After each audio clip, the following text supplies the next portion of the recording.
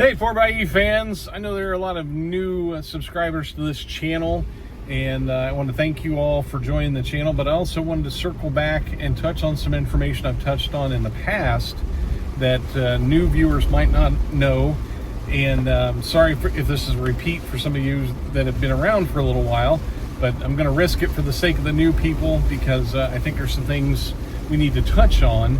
And I'm only doing this because I've seen in some different 4xe groups and on the forums people who misunderstand different things, and I think it's important to kind of circle back sometimes on some past information and risk being a repeat for those of you that have been around. So let's just start from the beginning.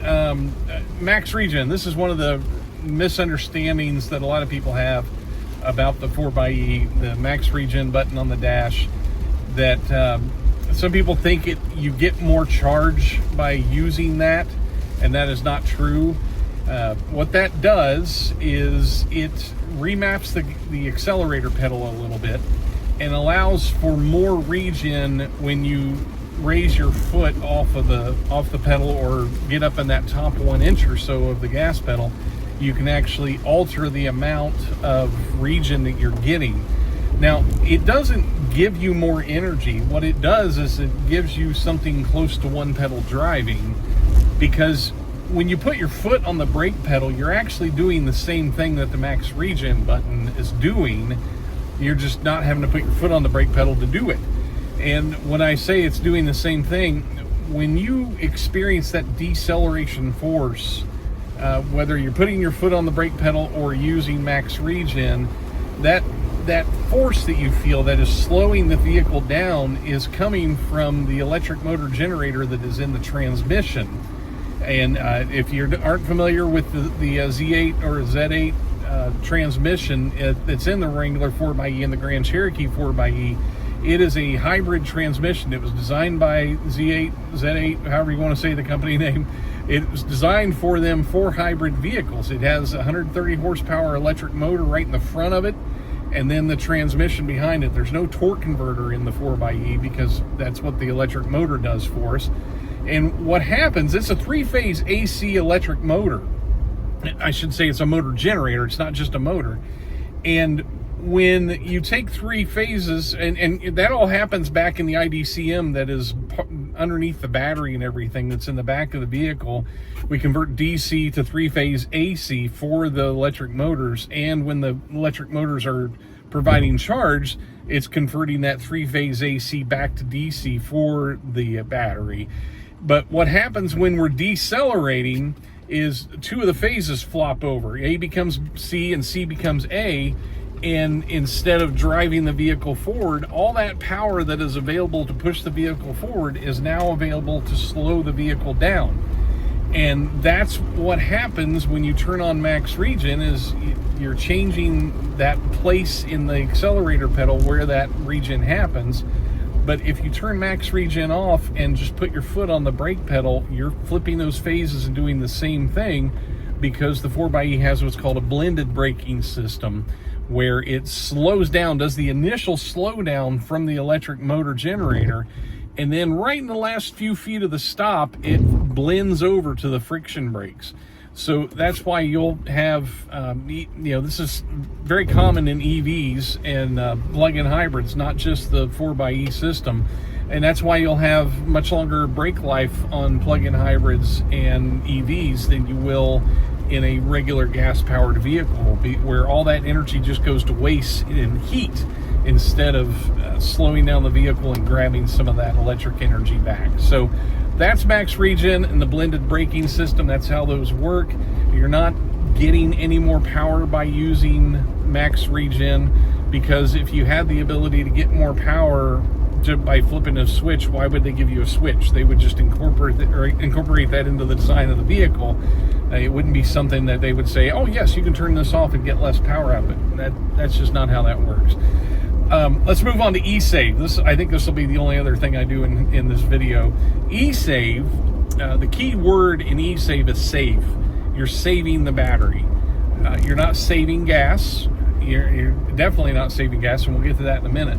But what EAVE is good for is, let's say a few years ago I was out at Ophir Pass in Colorado, and then I was staying in Durango, we were staying in Durango, so we wanted to drive up to the trailhead, and I wanted to save my battery till I got to Ophir, and I didn't want to, use it on the way there. So I used EAVE to save my battery.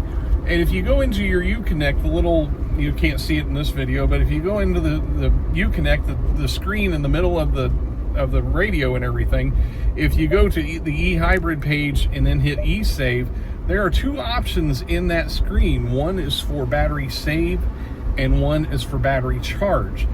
So if, let's say your battery's at 50% and you hit battery save and then turn EAVE on, it's going to hold the battery at 50%. It's not going to try to charge it. You may see it dip down a little bit and then come back up, and I'll explain why that is here in a second, but it'll hold it around 50%. If you put it on battery charge while you have EAVE turned on, it's going to charge that battery up. Now, it's only going to charge to 95%. You're not going to get 100% charge out of it. But it will charge the battery. Now, it charges really slow, and there's a reason for that.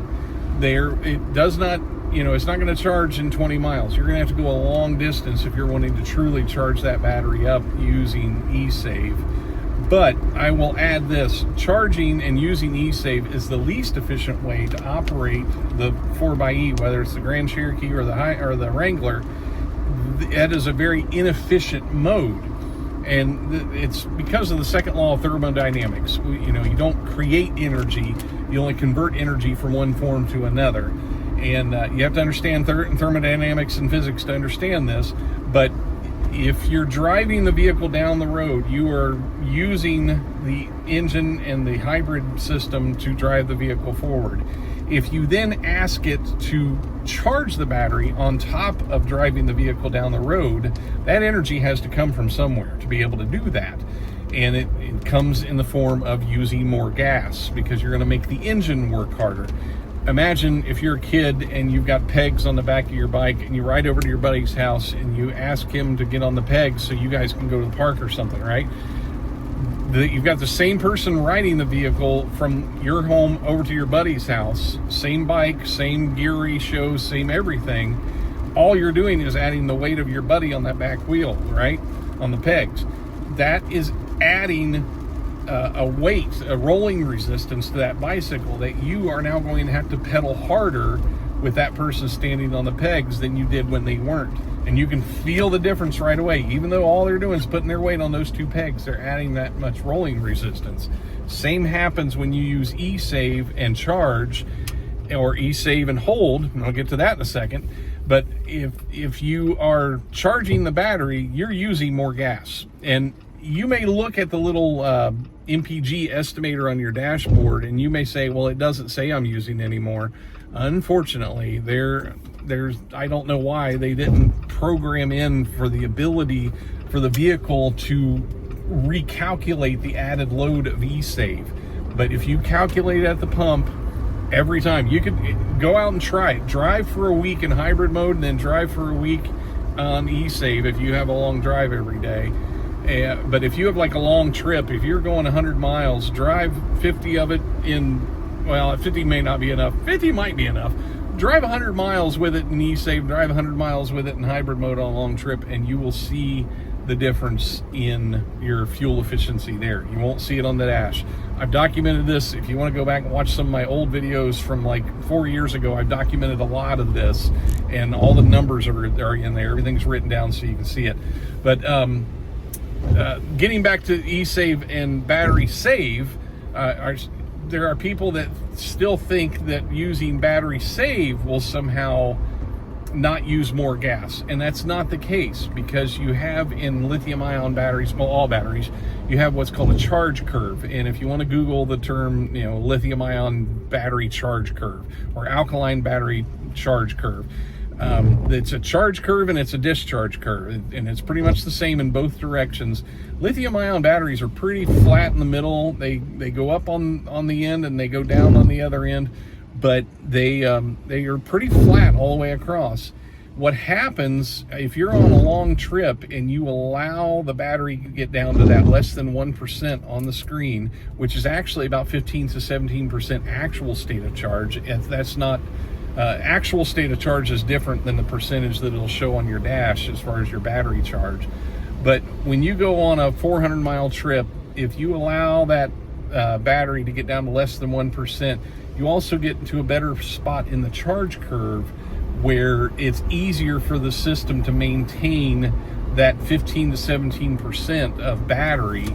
You never run out of battery. That's the other thing. You never have a period where this vehicle is like a gas-only vehicle. It's always going to have a charge in there, and that's because it's got two electric motor generators, one up under the hood and one in the transmission. Both are motor generators, so at any time they can charge, anytime they can provide torque to the system.